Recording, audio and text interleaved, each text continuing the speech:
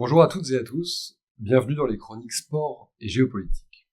Aujourd'hui, nous allons nous poser une question cruciale. Et si le sport tel que nous le connaissons était en train de disparaître?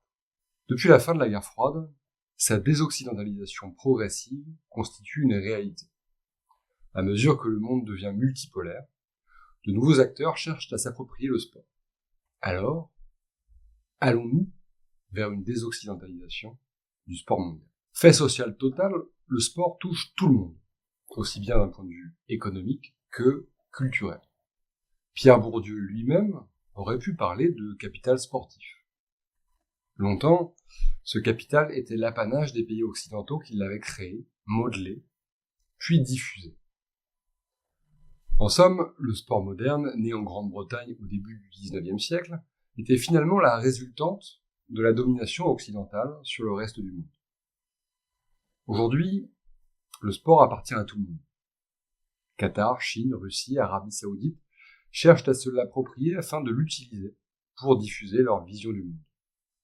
Il est avant tout une pratique corporelle, une façon de se mouvoir. En contrôlant les mécaniques des corps, dans une certaine mesure, vous contrôlez le monde. Dès lors, nous sommes entrés dans une nouvelle ère du sport qui ressemble à une impasse mexicaine où trois acteurs se font face.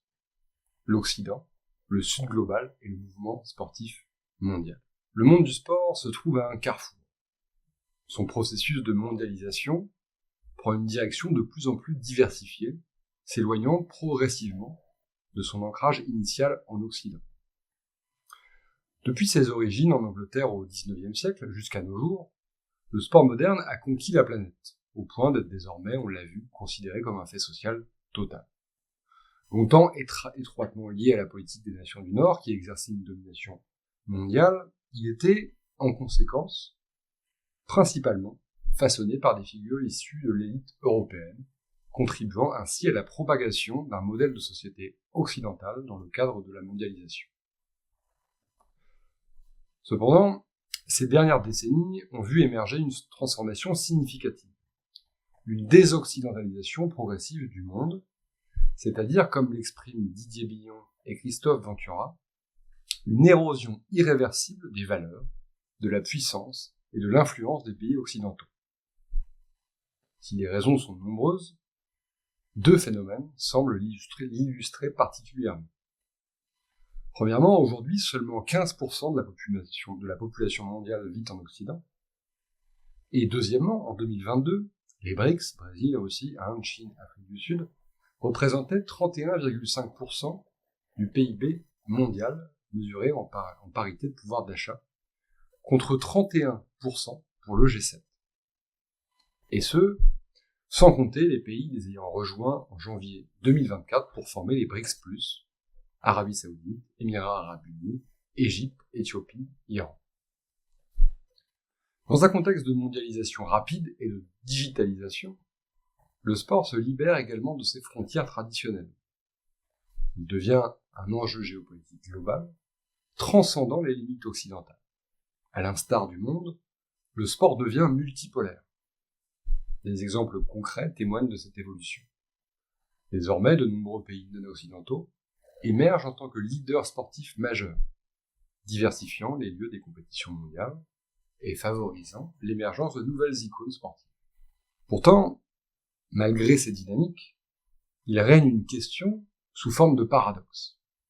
Si l'emprise sur le sport se désoccidentalise, l'essence du sport reste-t-elle occidentale?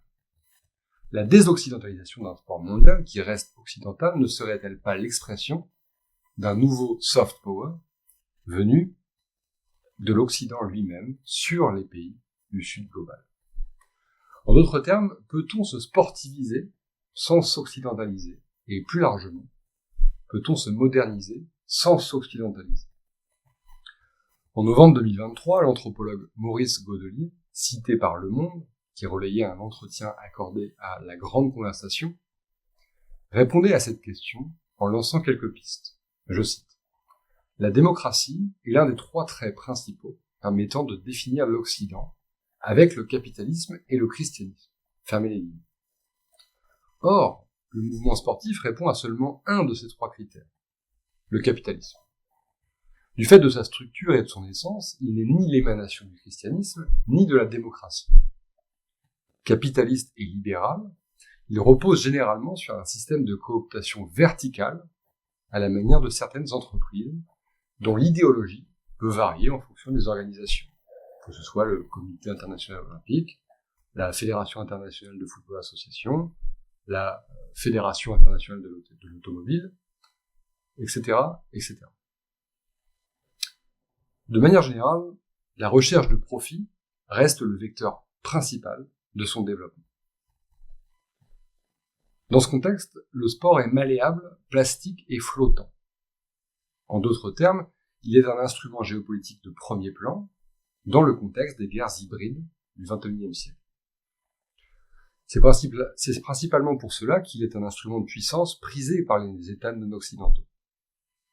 De surcroît, son hiatus initial, le fameux piège de Coubertin, la politique de l'apolitisme, le drape des atours de la démocratie et de l'apolitisme, alors qu'il fonctionne en réalité de façon verticale et politique, justement.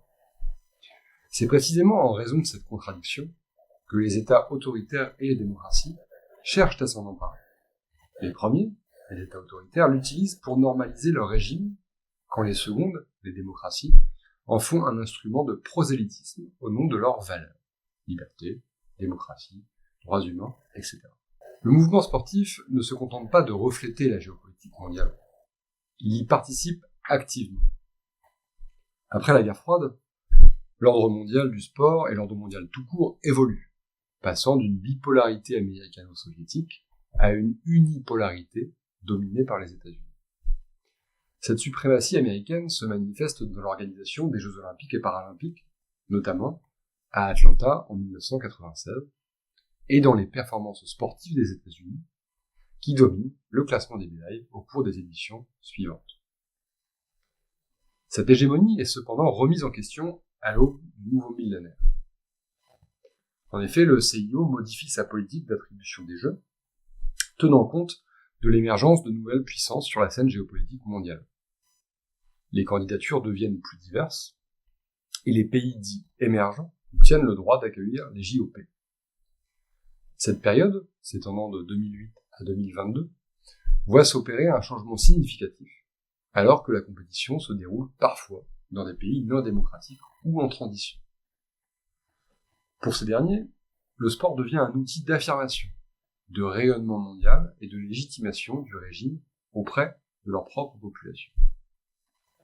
La montée en puissance de la Chine dans le domaine du sport est l'une des illustrations les plus frappantes, évidemment, de cette évolution vers une désoccidentalisation du paysage sportif mondial. Les succès de Pékin, aux JOP d'été en 2008 et d'hiver en 2022, marquent un véritable tournant, bouleversant l'équilibre traditionnel des forces dans le domaine sportif et hissant la Chine au rang de puissance incontournable. Depuis ces événements emblématiques, le pays poursuit ses investissements massifs dans le sport, élargissant sa présence dans différentes disciplines et consolidant sa position sur la scène internationale.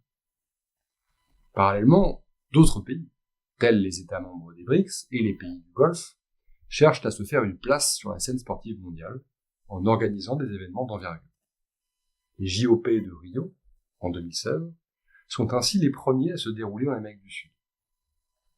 L'Afrique voit émerger des talents dans diverses disciplines. Ainsi, le Maroc se déploie-t-il comme rarement, grâce à ses résultats, demi-finale de la Coupe du monde de football 2022 notamment, et ses futurs événements sportifs, co-organisateurs de la Coupe du monde de football 2030. Le Moyen-Orient se positionne également comme un acteur majeur, comme en témoignent les éditions de la Coupe du monde de la FIFA, organisées par le Qatar en 2022 et par l'Arabie Saoudite en 2034. De manière générale, les résultats sportifs de ces nouvelles puissances sportives s'améliorent également. Le Qatar, par exemple, a obtenu le droit d'accueillir le championnat du monde masculin de handball 2015, et grâce à une politique active de naturalisation d'athlètes étrangers, a réussi à se hisser en finale, perdant notamment face à l'équipe de France. La création de nouvelles compétitions sportives dans différentes régions contribue également à cette désoccidentalisation en attirant de nombreux athlètes de haut niveau et en élargissant le champ de la compétitivité sportive au-delà des frontières occidentales. Les Jeux des BRICS et les Jeux de l'amitié, créés par la Russie respectivement en juin et septembre 2024, en sont l'illustration. Afin d'être efficaces, les régimes non-occidentaux à ascendance autoritaire font généralement du sport une affaire d'État. La Russie de Vladimir Poutine a construit la Sportokratura, un système politico-économico-sportif vertical qui mobilise les oligarques, les athlètes et les politiques autour du président russe. La Chine de Xi Jinping repose sur le Zhuguotiji, le soutien de tout le peuple chinois à son élite sportive. L'Arabie Saoudite de Mohammed Ben Salman est en quête d'un rayonnement sportif planétaire grâce à son ambitieux programme Vision 2030. Dans ce nouveau paysage sportif multipolaire, les instances sportives internationales s'adaptent en ouvrant à de nouveaux pays l'organisation d'événements majeurs. Cependant, les récents événements internationaux, tels que la guerre en Ukraine à la suite de l'invasion russe de 2022, ont mis en lumière la fragmentation du sport mondial, avec des débats houleux sur l'exclusion d'athlètes russes et bélarusses entre l'Occident et le Sud global. Schématiquement, les premiers étaient les tenants d'une exclusion totale, quand les seconds avaient une approche plus conciliante à l'égard de la Russie. Pourtant, la Russie a bel et bien été exclue des JOP de Paris 2024. En fin de compte, la neutralité du sport mondial mérite d'être remise en question. Malgré les efforts déployés pour promouvoir l'apolitisme, le sport reste profondément ancré dans les réalités politiques et géopolitiques du monde contemporain. La gouvernance du CIO, largement dominée par les figures occidentales, soulève également des questions sur l'hégémonie de l'Occident dans ce domaine. Finalement, le CIO ou la FIFA ressemblent de plus en plus à l'Organisation des Nations Unies. Tous les pays, et même davantage, y sont présents. Chacun cherche à faire valoir ses intérêts par le biais d'un intense lobbying. L'objectif, trouver un point de convergence afin de contenter toutes les parties. Et à ce jeu, le Sud global n'a jamais été aussi majoritaire qu'en 2024. Pourtant, pour un certain nombre d'acteurs, les décisions prises par le CIO sont favorables à l'Occident. Par exemple, pour les autorités russes et bélarusses, il est inacceptable que la Russie et le Bélarus soient exclus des JOP de Paris 2024 suite à l'invasion de l'Ukraine, alors que les États-Unis ont pu participer aux JOP d'Athènes en 2004 suite à l'invasion de l'Irak. Dans ce contexte, le mouvement sportif mondial traditionnel est à la croisée des chemins. Soit il réussira à concilier le Sud global et l'Occident, en trouvant la formule qui permettra de concilier les intérêts des uns et des autres, soit il échouera à se réformer, et nous assisterons à un morcellement, voire à un éclatement, du sport moderne tel que nous le connaissons 2 siècles seulement après sa création. L'instabilité de la géopolitique mondiale depuis le 24 février 2022 laisse entrevoir un horizon tourmenté. Et dans ce contexte, bien sûr, la désoccidentalisation du sport mondial ne fait que commencer. Bien que les puissances occidentales conservent une certaine influence, la diversification croissante du domaine sportif témoigne d'une multipolarité grandissante. Ainsi, le sport devient-il un champ de bataille, où se confrontent les rivalités entre l'Occident et le reste du monde, au milieu desquelles le mouvement sportif mondial, sous influence des uns et des autres, essaie de jouer le rôle d'arbitre. Cette nouvelle géopolitique du sport est inédite dans l'histoire du monde contemporain. La question qui s'impose est donc la suivante. Le mouvement sportif mondial réussira-t-il à s'adapter à ce nouveau monde avant que le Sud global ne l'y oblige ou que l'Occident ne s'effondre? En d'autres termes, la mutation du sport se fera-t-elle de façon pacifique, dans une logique d'équilibrage des rapports de force, ou passera-t-elle nécessairement par le conflit? 2 siècles après sa création, et après avoir conquis la planète comme jamais un phénomène social ne l'avait fait auparavant, le sport mondial est sur la brèche. Finalement, cette nouvelle guerre des trois Sud global, Occident et mouvement sportif mondial, ressemble à s'y méprendre au système à 3 puissances décrit par George Orwell dans 1984. Eurasia, Est-Asia et Océanie. Si l'une d'entre elles s'effondre, à l'instar d'un trépied, l'équilibre sera rompu et le chaos régnera. Le monde du sport devra-t-il alors être reconstruit? Voilà, c'est tout pour aujourd'hui. Merci encore de suivre les chroniques sport et géopolitique et à très bientôt pour un nouvel épisode.